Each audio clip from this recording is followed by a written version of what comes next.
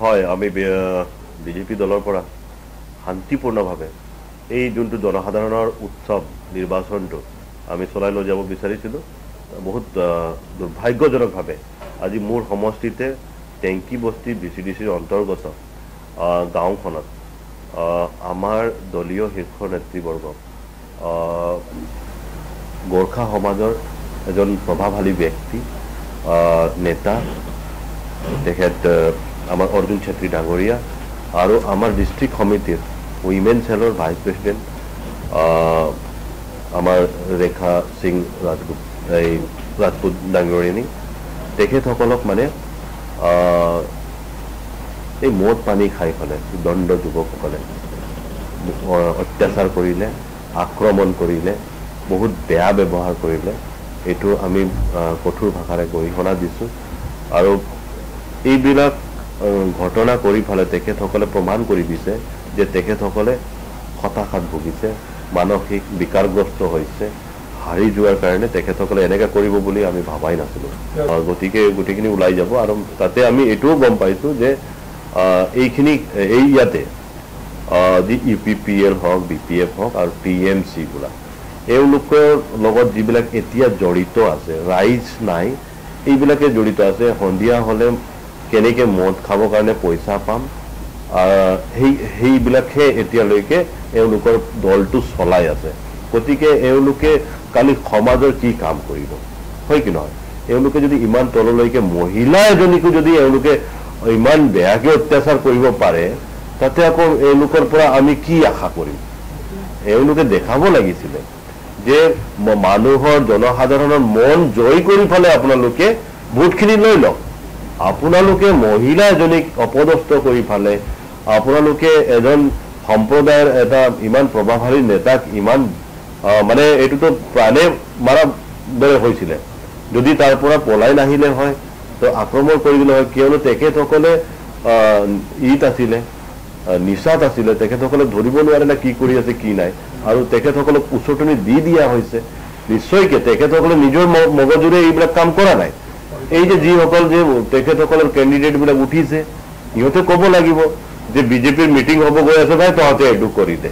এনেকৈ হৈছে তো এইটো বহুত দুৰ্ভাগ্যজনক এইটো ৰিপিট নহয় যাতে প্ৰশাসনক আমি এইটো অনুৰোধ জনাইছোঁ এনেকুৱা চিটুৱেশ্যন আমি নিবিচাৰোঁ কেতিয়াও য'ত নেকি আমি নিজৰ ভাই দাদা এইবিলাকক আমাৰ কিবা এটা ক্ষতি হওক বুলি অবভিয়াছলি আমি FIR এখন ফাইল আপ কৰিলোঁ ডিমাকুচি থানাত আৰু আশ্বস্ত কৰিলে আমাক আৰক্ষী চকী ভাতৃত্ব ডাঙৰীয়াই যে আমি কুইক একশ্যন ল'ম আৰু যিবিলাক ইনভলভমেণ্ট আছে সেইটো কেছত তেখেতসকলক আমি কাৰ্য কৰিম ক্ষতি সাধন হৈছে তাৰমানে বহুত ৰোড দি মাৰিছে আৰু বল্ডাৰ দিও মাৰিছে পিছফালৰ এজনীয়ে আছিলে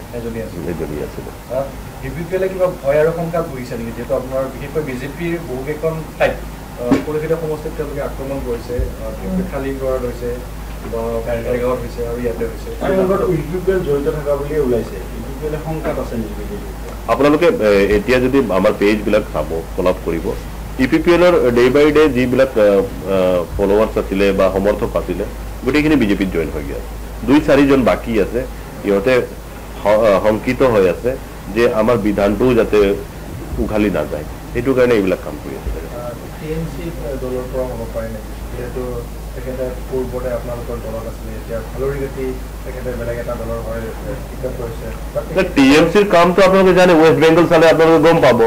ইহঁতৰতো আদৰ্শই সেইটো TMCৰ আদৰ্শই সেইটো ইহঁতে আকৌ এই অসমত আৰম্ভ কৰিব বিচাৰিছে এইটোতো আমি হ'ব নিদিম আমি ইমান দিন আমি ভাবি আছিলোঁ যে শান্তিৰে গৈ আছে বুলি তো এনেকুৱা হ'লেতো ৰাইজে ইহঁতক নেৰিব না ৰাইজে বুজি পাইছে যে ৰাইজে ইমান বছৰৰ মূৰত শান্তি এটা পাইছে শান্তি প্ৰতিষ্ঠা ইয়াতে হৈছে তাতে কোনোবা বহিৰাজ্যৰ এটা মানে আদৰ্শ আহি পালে আমাৰ মানে যিখিনি জাতি জনগোষ্ঠীৰ মাজত এইটোতো এনেকুৱা হ'লে চাওক আপোনালোকে যিখিনি আক্ৰমণ কৰিছে তেখেতসকলে বড়ো জনগোষ্ঠীৰ যাক আক্ৰমণ কৰিছে তেখেত হ'ল গোৰ্খা সম্প্ৰদায়ৰ এজন নেতা চ' এইটো গোষ্ঠীগত সংঘৰ্ষ হ'ব পাৰে নাই কওক হৈ যাব পাৰে যদি বস্তুটো বাহাই দিয়া হয় তো এনেকা কাৰ্যত তেখেতসকলে লিপ্ত হৈছে য'ত নেকি মানে জুই জ্বলি যাব পাৰে অসমটো তো সেনেকা আমি হ'ব নিদিওঁ আৰু ইয়াতে আমি তেখেতসকলক দমন কৰিবই লাগিব আৰু আমি দমন নহয় ৰাইজে তেখেতসকলক দমন কৰিব লাগিব নহ'লে এইটো গৈ ফালে আকৌ বেলেগ এটা ৱেষ্ট বেংগল ক্ৰিয়েট হৈ যাব এজ এ হোল মই সেইটোৱে ক'ব বিচাৰিছোঁ যে আজিৰ তাৰিখত সমষ্টিবাদী গোটেইখিনি যি সঁহাৰি আমাৰ বিজেপি দলক দেখুৱাইছে তাৰ বাবে বহুত বহুত ধন্যবাদ দিছোঁ আৰু ইয়াতে তেখেতসকলে বুজি পাইছে ৰাইজে প্ৰথম শান্তি বিচাৰে ডেভেলপমেণ্টটো ছেকেণ্ডেৰী কথা হয় শান্তি বিচাৰে আৰু একমাত্ৰ তেখেতসকলে বুজি পাইছে যে বিজেপি অহাৰ পিছতহে ইয়াতে শান্তি হৈছে তো তেনে ক্ষেত্ৰত তেখেতে বিজেপিক ইয়াৰ পৰা কোনো পধ্যে মানে আঁতৰি যোৱাটো নিবিচাৰে বৰঞ্চ তেখেতসকলে বিচাৰে যে বিজেপিটো ইয়াতে আৰু ষ্ট্ৰং হওক বিজেপিৰ গভৰ্ণমেণ্ট হওক যাতে যিখিনি অলপ খুটি নাটি আছিলে সেইটো বিজেপিয়ে চাফা কৰি দিয়ক সেইখিনি বিচাৰে মুখ্যমন্ত্ৰী আজি প্ৰথমবাৰৰ কাৰণে ঘোষণা কৰিছে যে বিজেপিৰ বিটিচিত চৰকাৰ হ'ব আৰু CMও বিটিচিত হ'ব সেইটো কাৰণে দুবেলা শংকিত হ'ল নেকি সন্ধিয়া যিহেতু ঘটনা হ'ল ৰাতিপুৱা মুখ্যমন্ত্ৰীয়ে ঘোষণা কৰিছে চাওক মই এটা কথা কওঁ যে বিগত যি কাৰ্যকালত আমাৰ মাননীয় মুখ্যমন্ত্ৰী ডাঙৰীয়াই তেখেতে ইয়াৰে যি জাতীয়তাবাদ সত্তা সন্মান জনাই ফালে কোৱালিশ্যন গভৰ্ণমেণ্ট বনাই ফালে আমি ইয়াতে চলালোঁ সন্মান জনাই আজিৰ তাৰিখতো আমি সন্মান জনাইছোঁ কিন্তু জনসাধাৰণে যেতিয়া বিচাৰিছে ইয়াতে যে বিজেপিৰ গভৰ্ণমেণ্ট হ'ব লাগে বুলি এইটো আমাৰ ভাষ্য নহয় বিজেপিৰ গভৰ্ণমেণ্ট হ'ব লাগে বুলি জনসাধাৰণে বিচাৰিছে বিভিন্ন পৰ্যায়ৰ বিভিন্ন ধৰণৰ ছাৰ্ভেত এইটো আহিছে যে যিকেইটা সমষ্টিত বিজেপিয়ে প্ৰাৰ্থিত্ব প্ৰদান কৰিছে আৰু সেই ছাৰ্ভে মতে ৰিপৰ্টটোতো আমাৰ মেজিক নাম্বাৰ যি আছে এইটো ক্ৰছ কৰি গৈ আছে তো সেই সমীক্ষাৰ ওপৰতহে মুখ্যমন্ত্ৰী ডাঙৰীয়াই এই টিপ্পনীটো দিছে এনে দিয়া নাই এইটো হ'বলৈ গৈ আছে বুলি দিছে থেংক ইউ সো মাচ আপোনাৰ সপোনৰ ঘৰখন কেনে হ'ব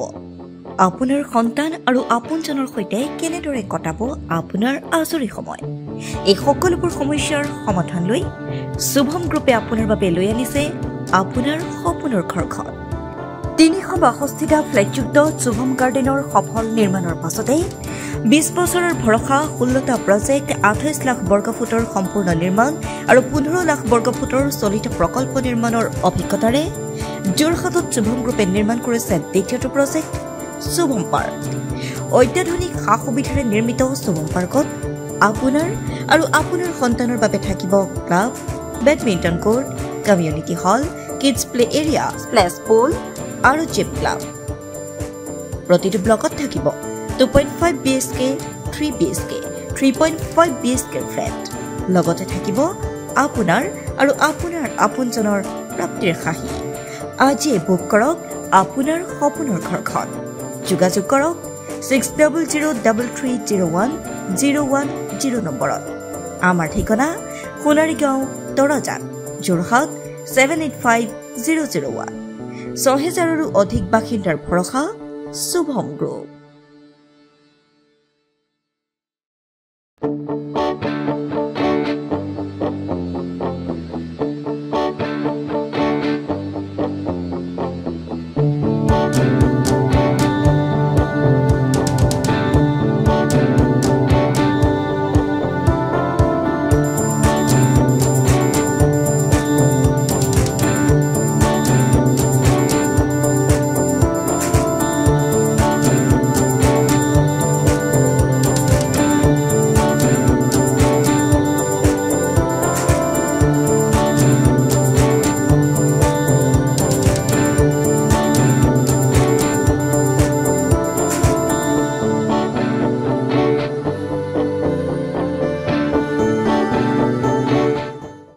যোৰহাটৰ প্ৰথমখন NABH স্বীকৃতি প্ৰাপ্ত চিকিৎসালয় এজে নাৰ্ছিং হোমত নৱসংযোজন কেটলেব 96খন বিছনাযুক্ত neurology nephrology urology medicine OBSN gynaecology orthopaedics paediatrics cardiology প্ৰতিটো বিভাগৰে নিয়মীয়া OPDৰ লগতে ডায়ালিসিছৰ সুবিধাযুক্ত